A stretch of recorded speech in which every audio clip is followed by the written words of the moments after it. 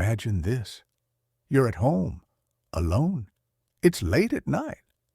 The light casts softly on the wall, and the only sound is the ticking of the clock in the quiet room.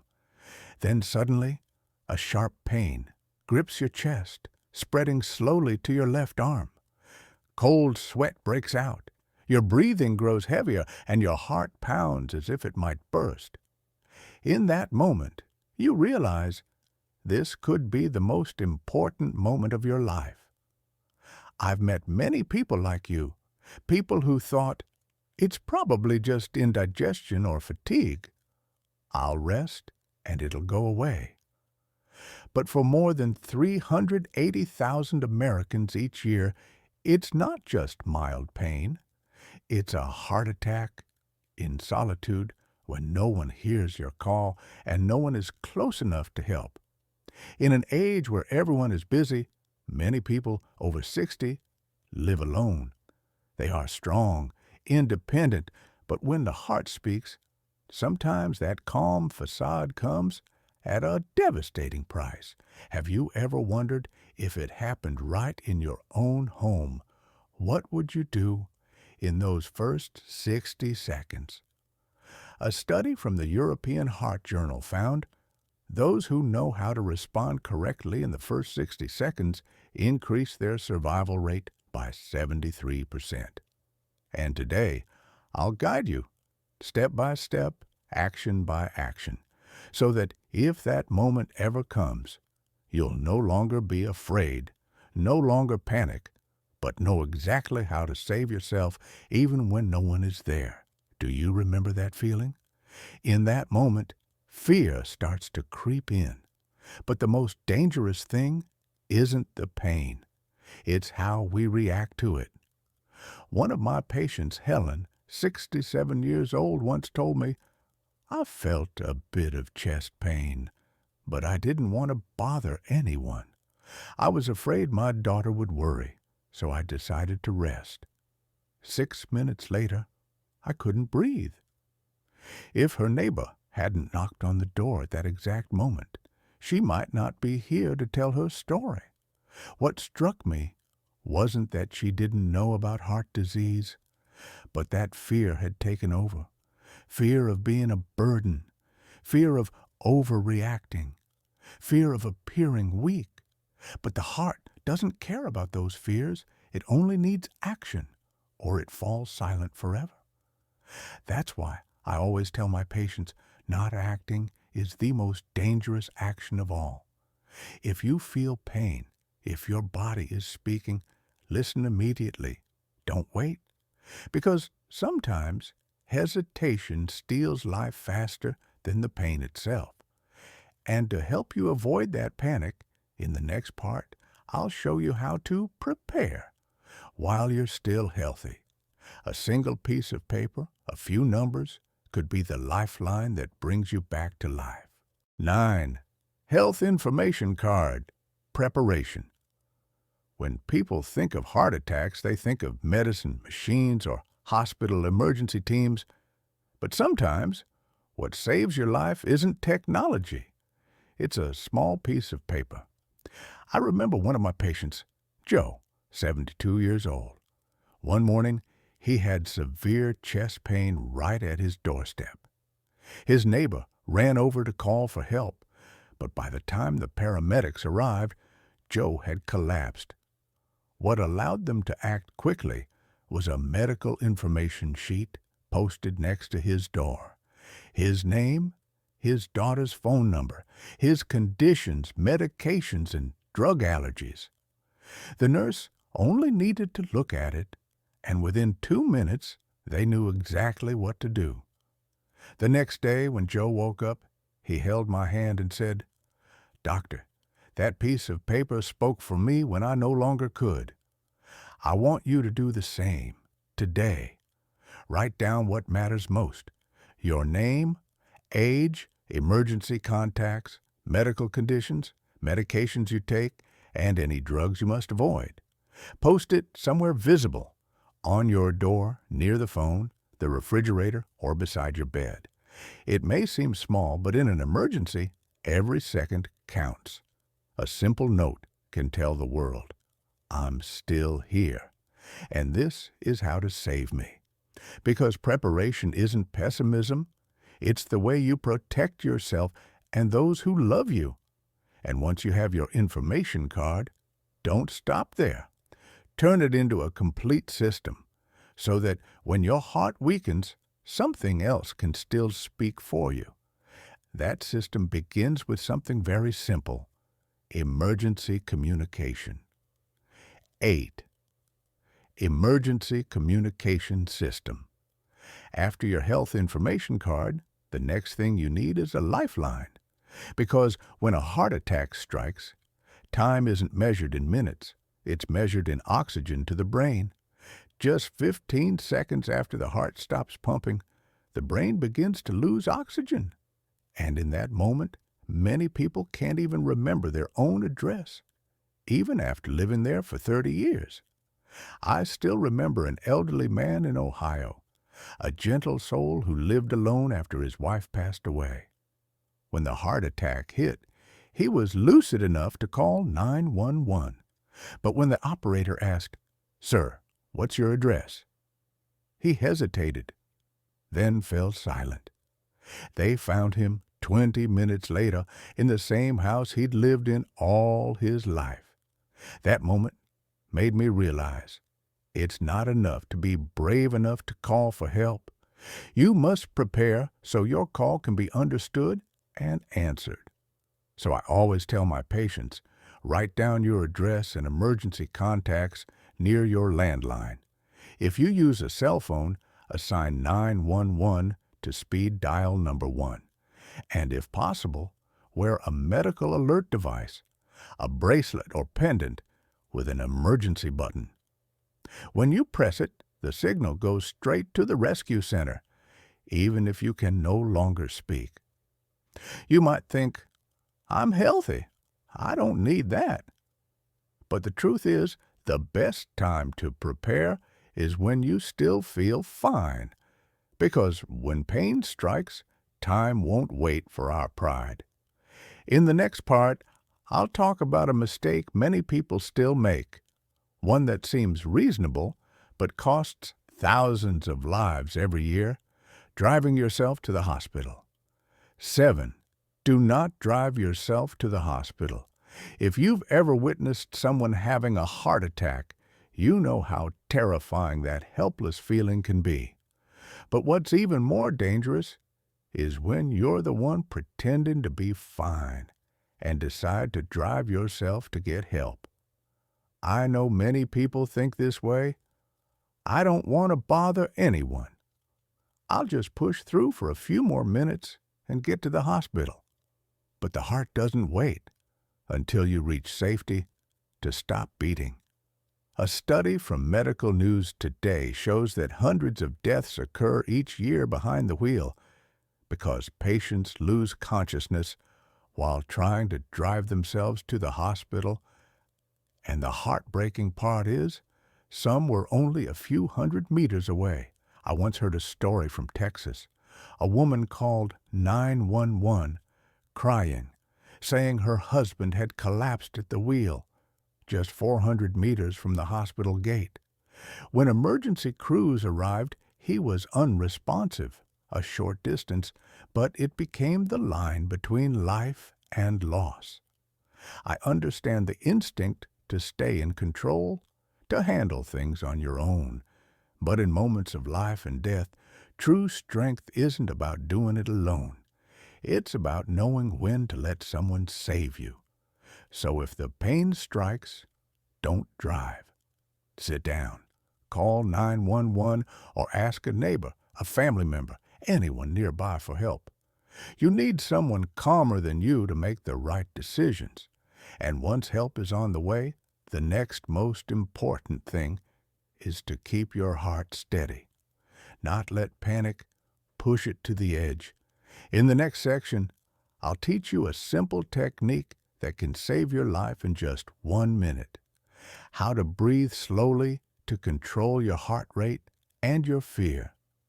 A method I've taught hundreds of patients to survive heart attacks with calm and clarity.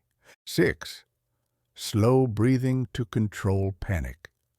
When a heart attack hits, the first thing you must control isn't your heart. It's the fear that makes it beat faster. I've had many patients tell me that in the moment of pain, their heart felt like it was racing. Their breath became short, their throat tight, and their mind went blank. They thought they were about to die.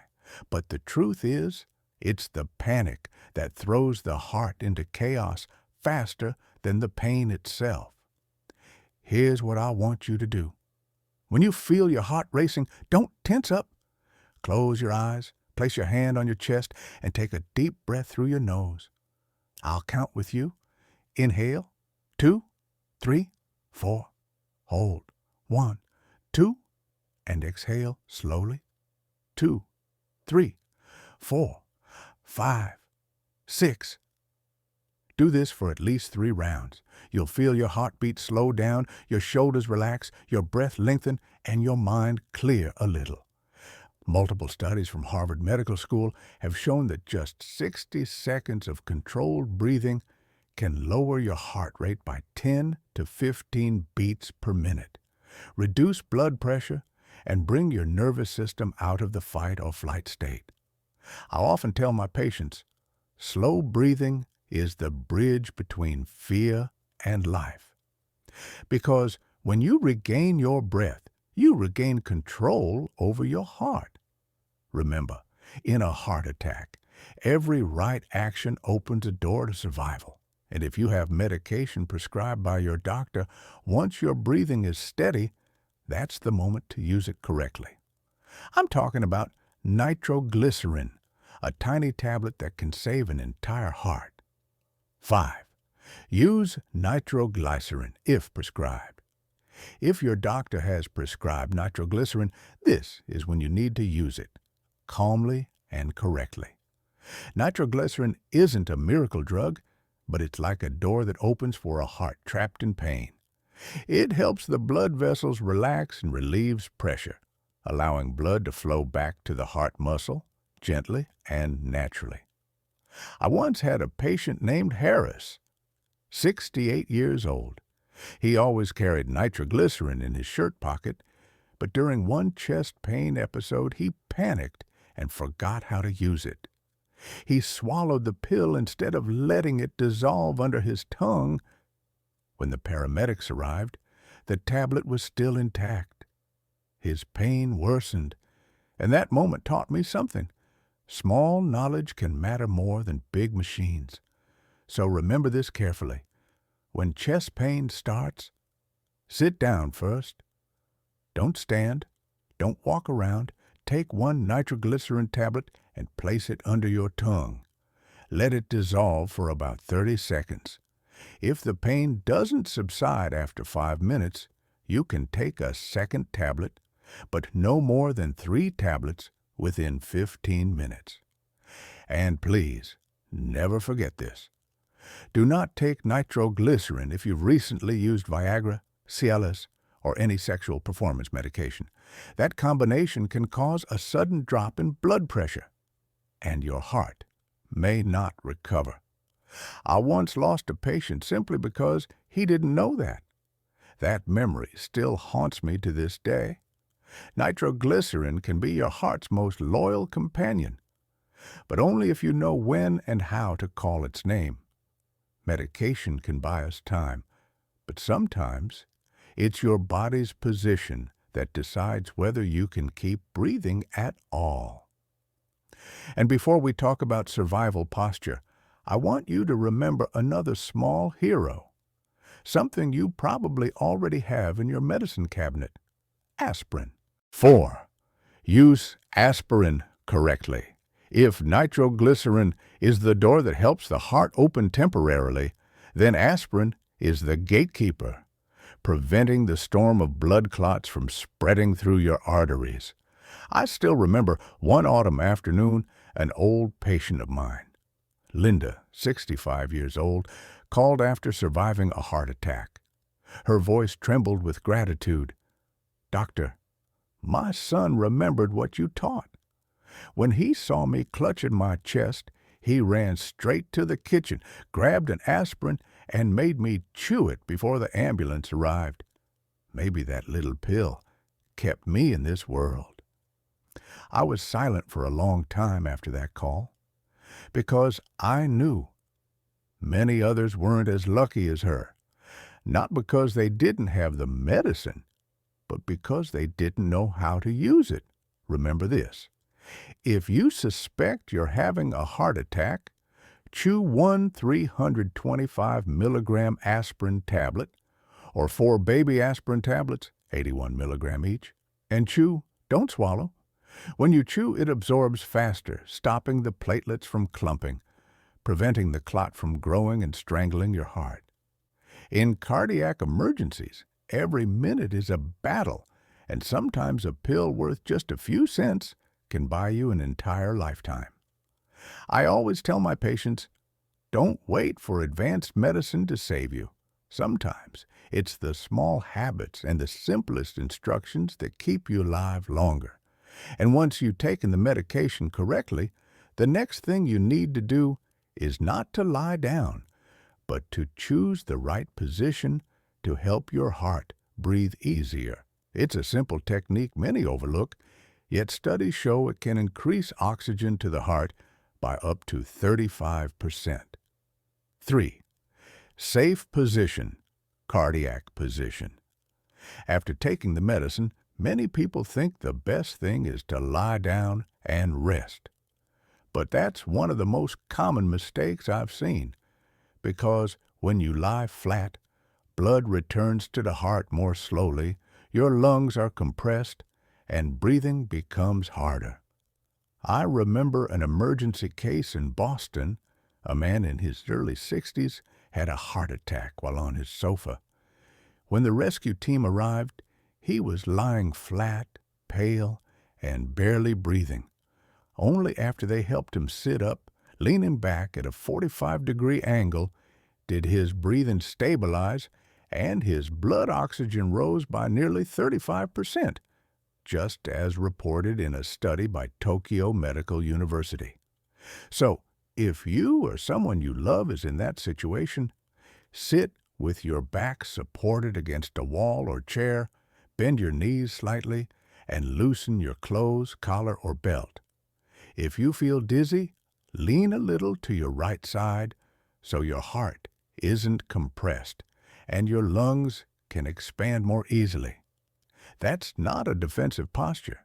It's the posture of survival. It helps your heart breathe. Once your breathing becomes easier, make sure the rescuers can reach you quickly. I often tell my patients, you can't control when a heart attack comes, but you can control how you face it.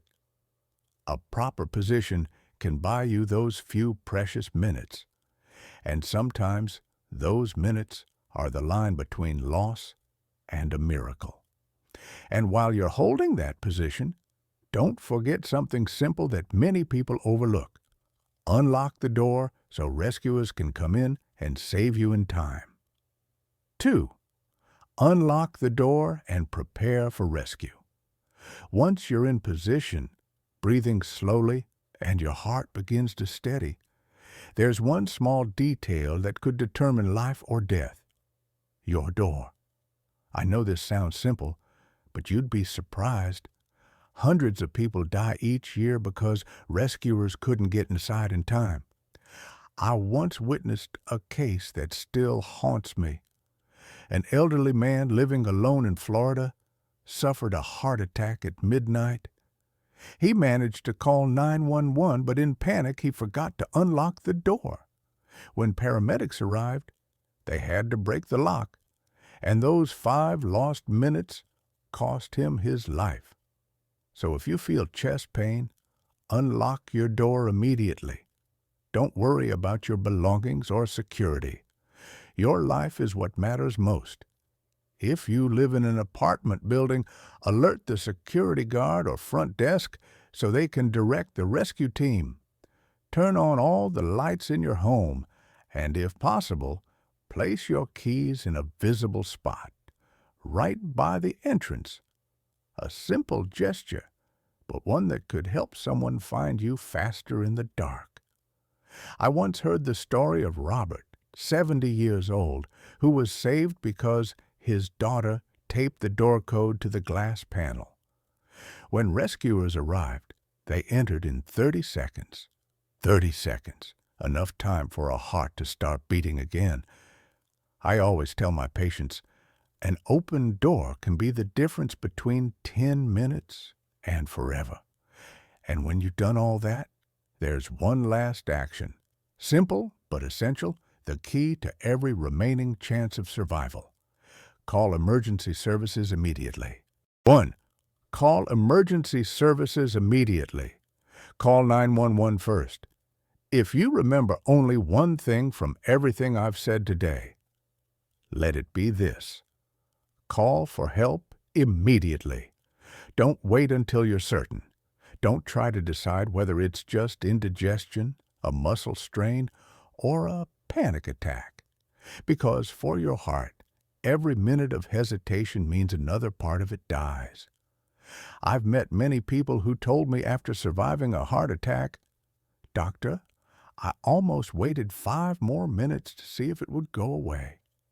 And those 5 minutes cost them the strength of their heart, a lifetime weakened simply because they trusted their calm too much. If you feel chest pain, shortness of breath, cold sweats, or dizziness, don't self-diagnose.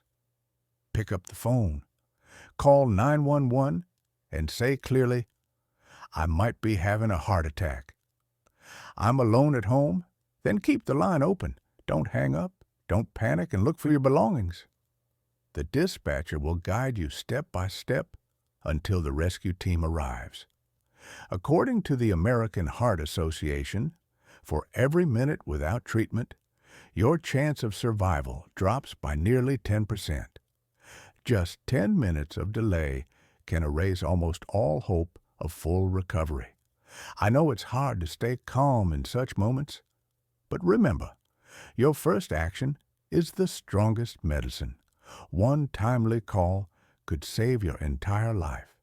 And when the storm has passed, what matters most is not just survival, but learning to live consciously, to prepare for the days ahead. That's what I want to leave you with in this final message.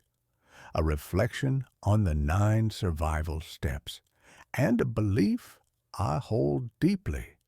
One that can change the way you see health and life itself. If you've watched this far, I want you to pause for a moment and take a deep breath. Because simply by caring about this, you've already chosen life. You've chosen to understand your body and to prepare before it's too late. We've walked together through 9 survival steps. From creating your health information card, setting up an emergency contact system, learning to breathe calmly, using medication properly, to maintaining the right posture and calling for help. Each step may seem small, but together they form a chain of actions that protect your heart, the faithful rhythm that beats for you even as you sleep. I always tell my patients, don't wait until your heart cries for help to learn how to save it. Practice slow breathing every day. Check your medicine cabinet each month. Health isn't a gift of luck. It's the result of awareness and preparation. When you truly understand your body, you no longer fear it. You begin to listen to it with respect, with love, and with gratitude for every beat that still echoes within you. I'm Dr. William, and I believe this with all my heart. The heart knows how to heal itself. All it needs is a chance. Thank you for spending your time here with me today. If you found these insights helpful, leave a small message below, because your story might just help someone else find peace in their heartbeat again. Keep your heart calm with every slow breath and every day lived in gratitude.